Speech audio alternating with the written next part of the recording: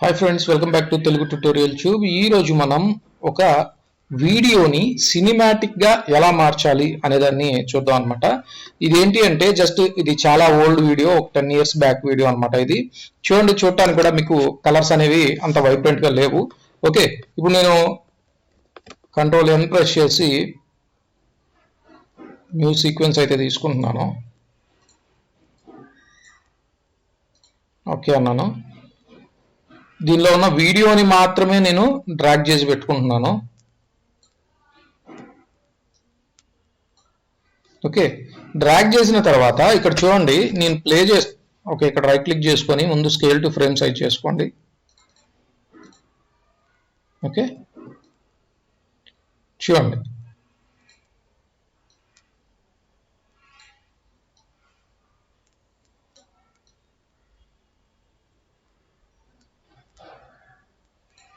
Okay ఇలా వచ్చింది కదా. ఇప్పుడు దీనికి నేను ఎఫెక్ట్స్ లోకి వెళ్ళి ఇక్కడ క్లిక్ చేసుకొని ఎఫెక్ట్స్ లోకి వెళ్ళి ఇక్కడ వీడియో ఎఫెక్ట్స్ లో క్లిక్ చేసి కిందకి వెళ్ళిపోండి. యూటిలిటీ అని వస్తుంది, అందులో సినియోన్ అని ఉంది కదా, సినియోన్ కన్వర్టర్ ఉంది కదా, దాన్ని తీసుకొని దీనికి అప్లై చేయండి.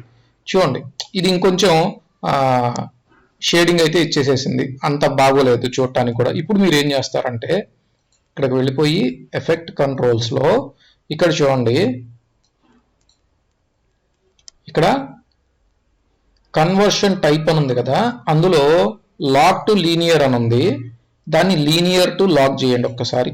చూడండి ఎంత చేంజ్ వచ్చిందో చూడండి బాగా మీరు. ఓకే, ఈ విధంగా అయితే మీరు చేంజెస్ అయితే చేసుకోవచ్చు. ఇదే కాకుండా ఇది లాక్ టు లాగ్ అని ఉంది. ఓకే, ఈ ఎఫెక్ట్స్ అనేవి ఎక్కడెక్కడ వాడతాము అంటే మనం ఇప్పుడు చూడండి, నార్మల్గా ఒక హౌస్ ఉంటుంది. ఆ హౌస్ అనేది మనకి సన్లైట్ పడుతున్నప్పుడు ఒక రకంగా కనపడుతుంది, అలాగే సన్లైట్ కాస్త ఫేడ్ అవుతుంది అనుకోండి, అంటే చీకటిగా మారుతుంది అనుకోండి. చీకటిగా మారేటప్పుడు ఇలాంటి ఎఫెక్ట్ పెట్టుకోవచ్చు అనమాట. ఓకే, అలాగే ఇప్పుడు ఇది తీసుకున్నాను లీనియర్ టు లాగ్.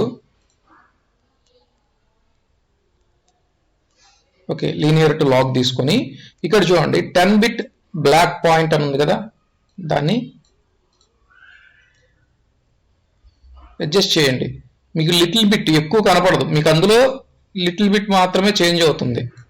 ఓకే, ఈ కలర్లో లిటిల్ బిట్ మాత్రమే చేంజ్ అవుతుంది. అలాగే ఇంటర్నల్ బ్లాక్ పాయింట్ అని ఉంది కదా, ఇప్పుడు చూడండి ఈ ఇంటర్నల్ బ్లాక్ పాయింట్ 0 అని ఉంది, జస్ట్ నేను 1 అని పెట్టాను, ఎంటర్ అన్నాను. చూడండి ఏమైపోయింది అక్కడ మీకు. ఓకే, ఇంటర్నల్ బ్లాక్ పాయింట్ వచ్చేసి 1 పెంచగానే కలర్ పెరిగిపోయింది, అంటే వైట్ పెరిగిపోయింది అనమాట. సో 0 చేసి ఓకే అనండి. ఓకేనా, నార్మల్ అయిపోతుంది. అలాగే మీరు బాగా అబ్జర్వ్ చేస్తే ఇక్కడ ఒక ట్రీ ఉంది, దాన్ని ఏం చేసింది, డార్క్ చేసేసింది.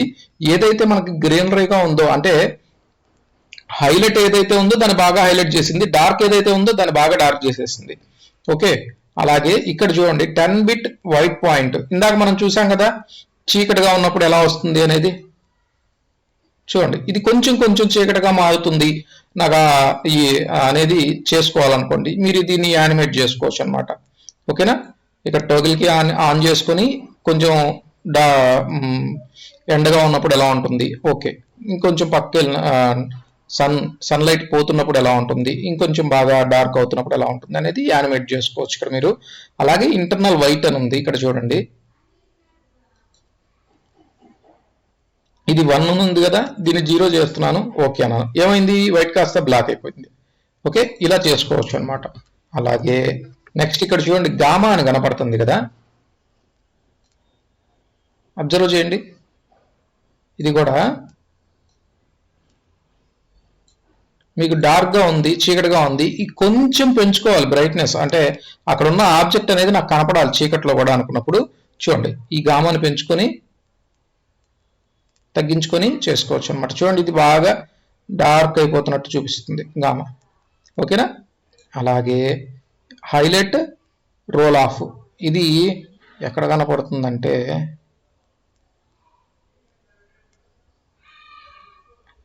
ఇప్పుడు చూడండి, ఇది బాగా అబ్జర్వ్ చేస్తే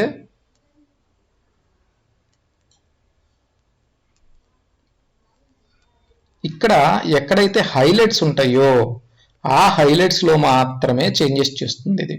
ఓకే, మనకి ఒక ఇమేజ్ తీసుకున్నప్పుడు హైలైట్స్, షాడోస్, మిడ్ టోన్స్ ఇలా 3 రకాలు ఉంటాయి అన్నమాట.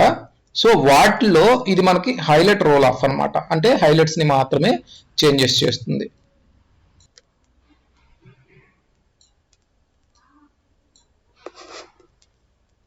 ఇది హైలైట్స్లో మాత్రమే మీకు కలర్ని పెంచినట్టు తగ్గించినట్టు చూపిస్తుంది. ఓకే, ఇది ఒకసారి ట్రై చేయండి. ఇక్కడ మీకు డిస్ప్లే అనేది నాకు చాలా స్లోగా చూపిస్తుంది, దానివల్ల మీకు అక్కడ అర్థం అవట్లేదు. ఓకే ఫ్రెండ్స్, మీకు కనుక ఈ వీడియో నచ్చినట్లయితే లైక్ చేయండి, షేర్ చేయండి, కామెంట్ చేయండి, అలాగే సబ్స్క్రైబ్ కూడా చేసుకోండి.